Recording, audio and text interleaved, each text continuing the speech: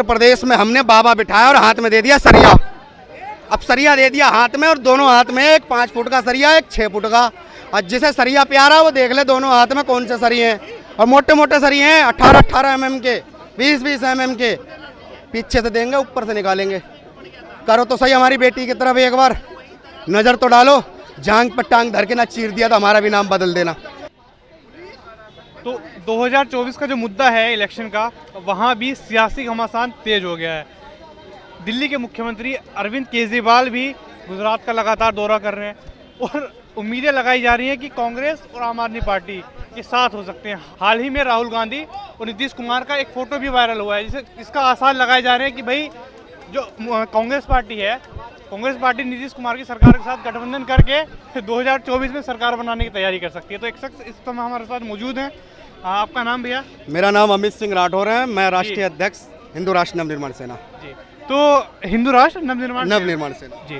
तो अमित जी, मुझे एक चीज़ बताइए कि 2024 का जो पूरा का पूरा इलेक्शन है, अरविंद केजरीवाल की भी तैयारी पूरी है, तैयारी जो है वो राहुल जी की भी पूरी है, तो क्या लगता है, और मोदी जी तो कर ही रहे हैं, तो क्या लगता है किसका पलड़ा भारी लगता है आपको? भैया इनकी तैयारी पूरी देखते देखते राहुल तो बूढ़ा हो लिया, ब्याह भी ना हुआ या का।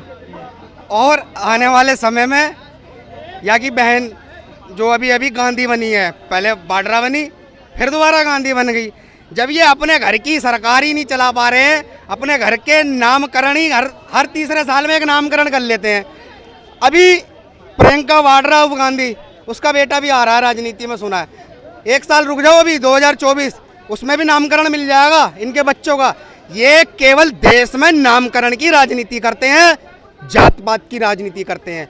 ये देश के हिंदुओं को समझाना है कि देश सनातन की धर्म की आस्था के साथ था, है और रहेगा। हिंदू राष्ट्र का संकल्प अगर आप लोग नहीं स्वेच्छा से स्वीकारोगे तो हिंदू आपको स्वीकारने पे विवश करेगा, अन्यथा तुम्हारा बाइकाट कर दिया है।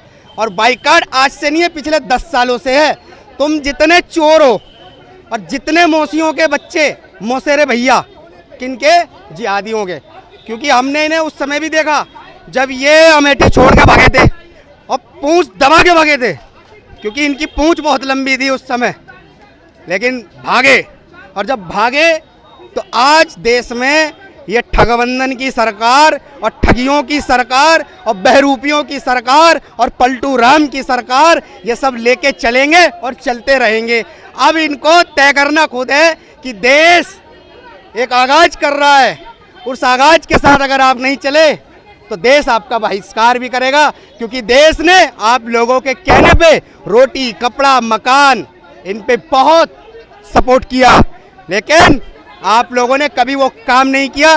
केवल और केवल अपने परिवार की राजनीति, अपने परिवार से जुड़े लोगों की राजनीति और कुछ चंद जिहादियों को सरकारी संरक्षण देने का कार्य इन लोगों ने किए हैं। अभी गुलाम नबी आज़ाद जो हैं वो भी यही बात कह के गए कि परिवारवाद की जो राजनीति है वो लोग ये करते हैं, और ये कहकर उन्होंने पार्टी छोड़ दी।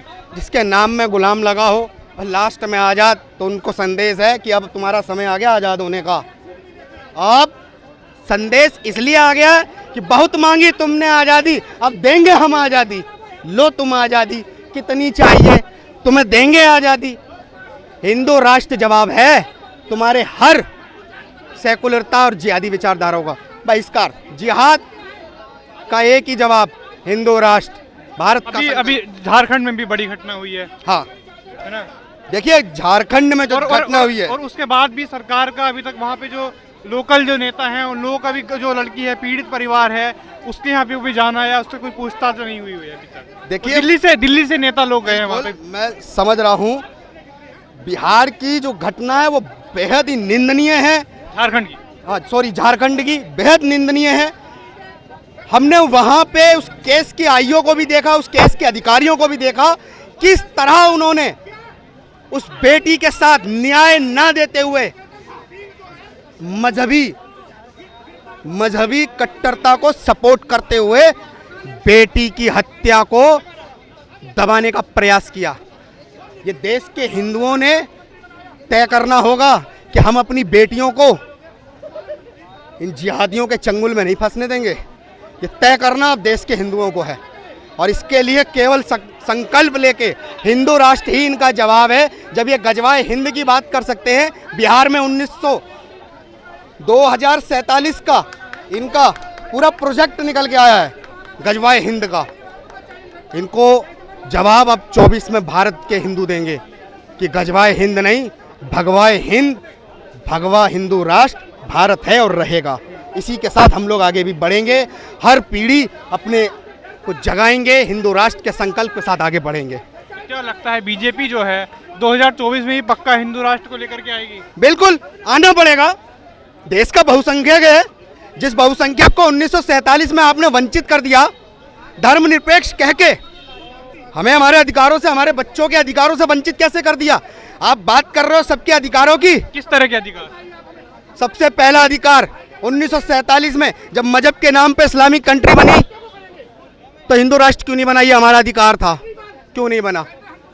जिस प्रकार उस देश में वहां के अल्पसंख्यकों का स्थान 2 दर्जे की नागरिकता के साथ दिया जा रहा है, क्यों भारत में इनको ये उस दौर बंटवारे के दौर में सिर्फ 16 से आज 35% से 40% पहुंच गए? क्यों?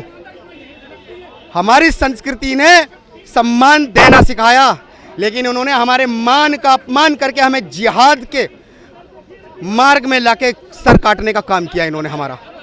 अब बर्दाश्त नहीं है किसी भी हिंदुस्तान के हिंदू सनातनी को।